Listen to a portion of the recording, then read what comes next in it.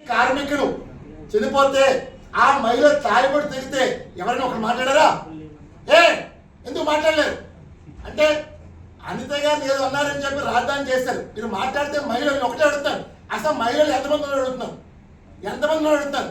ఒకే మహిళ కదా, దళిత మహిళలని ఈ మహిళలని పేరు పెట్టుకుని మాట్లాడుతున్నారు. నీచ రాజకీయం, నీచ సంస్కృతి స్టార్ట్ చేశారు.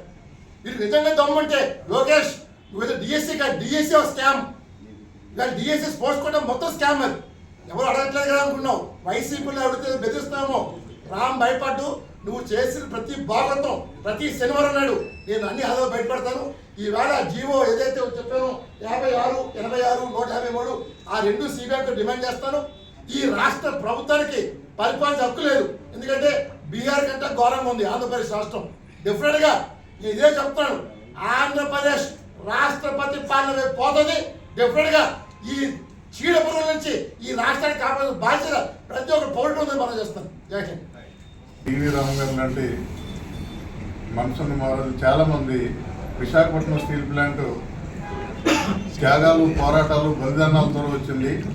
ఈ పరిశ్రమ 5 లక్షల మందికి ప్రత్యక్షంగా, పరోక్షంగా లక్షలాది మందికి అన్నం పెడుతూ 5 లక్షల కోట్ల ఆస్తి కలిగినటువంటి విశాఖపట్నం స్టీల్ ప్లాంట్ని ఆదానికో అంబానీకో కట్టబెట్టాలి, ముట్ట చెప్పాలని చెప్పి కేంద్ర రాష్ట్ర ప్రభుత్వాలు ప్రయత్నంలో భాగంగా విశాఖపట్నం స్టీల్ ప్లాంట్లో ఈవేళ పూర్తిగా నాసిరకం ఉత్పత్తులు వాడుతూ భద్రతా ప్రమాణాలని పూర్తిగా దిగజార్చి అమ్మకాలు, కొనుగోలులో వేల కోట్ల రూపాయలు దోపిడీ చేస్తూ విశాఖపట్నం స్టీల్ ప్లాంట్లో ఉన్నటువంటి కార్మిక వర్గాన్ని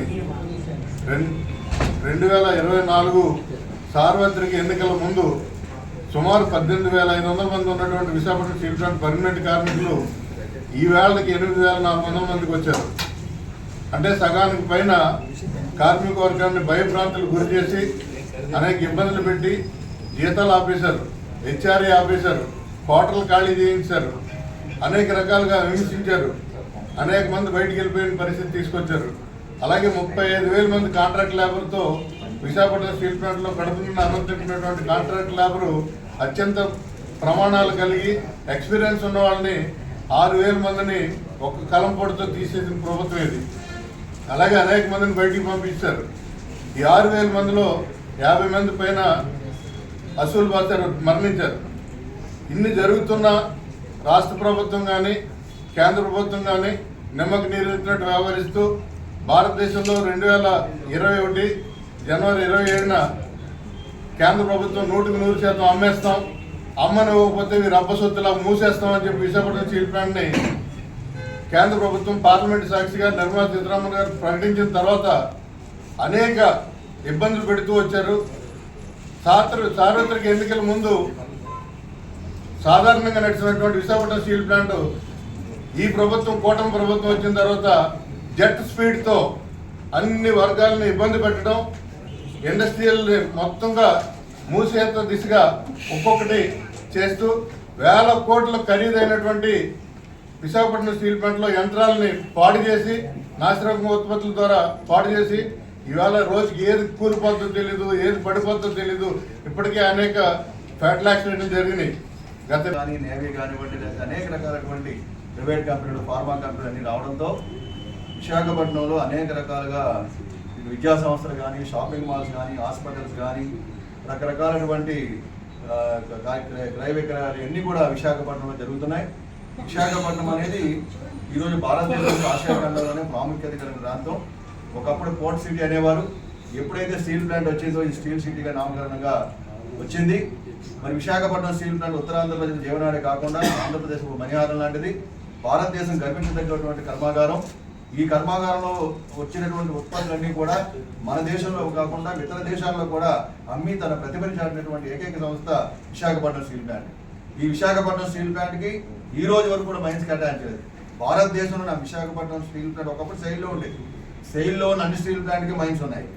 లేదా అనుకుంటే టాటాకు ఉంది, జిందాల్కు ఉంది, లేదు అనేక రకాలైనటువంటి ఎస్ఆర్కి, భూషణ్ స్టీల్స్, ప్రతి ఒక్కరు కూడా మైన్స్ ఇచ్చారు. కానీ విశాఖపట్నం స్టీల్ ప్లాంట్కి మైన్స్ ఇవ్వలేదంటే కారణం కేంద్రంలో ఏ ప్రభుత్వం ఉన్నా తెలుగు వారికి అన్యాయం చేయాలని దృక్పథం చెబుతున్నారు.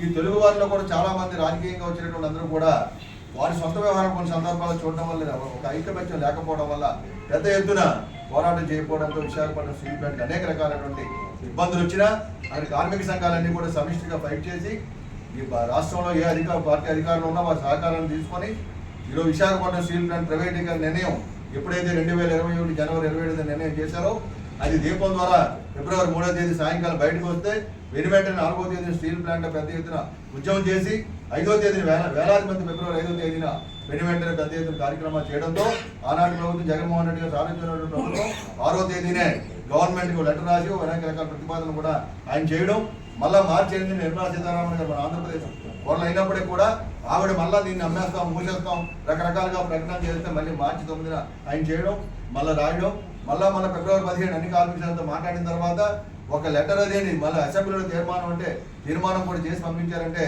ఆంధ్రప్రదేశ్ ప్రజల తాలూకు ఆకాంక్ష ఏదైతే ఉందో ఆకాంక్షను ప్రతిబింబించే విధంగా చెప్తే దాన్ని కూడా కేంద్ర ప్రభుత్వం పరిగణలోకి తీసుకోకుండా ఈ రోజు వరకు కూడా నిర్ణయాన్ని వెనక్కి తీసుకోకుండా డిజన్వేస్మెంట్ అనే నిర్ణయం అలాగే ఉంది. కాకపోతే 11,440 కోట్ల రూపాయలు ప్యాకేజ్ ఇచ్చారు. చాలా అభినందించదగ్గ విషయం. విశాఖపట్నం స్టీల్ ప్లాంట్కి మొట్టమొదటిలో పెట్టుబడి పెట్టింది 4,890 కోట్లు, అంటే సుమారు 4,900.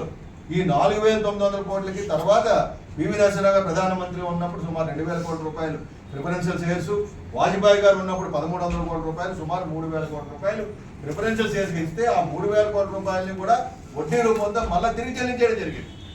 ఈ పెట్టుబడులకి ఆ రోజుకి ఏదైతే 5,000 కోట్ల రూపాయలు పెట్టుబడి పెట్టారో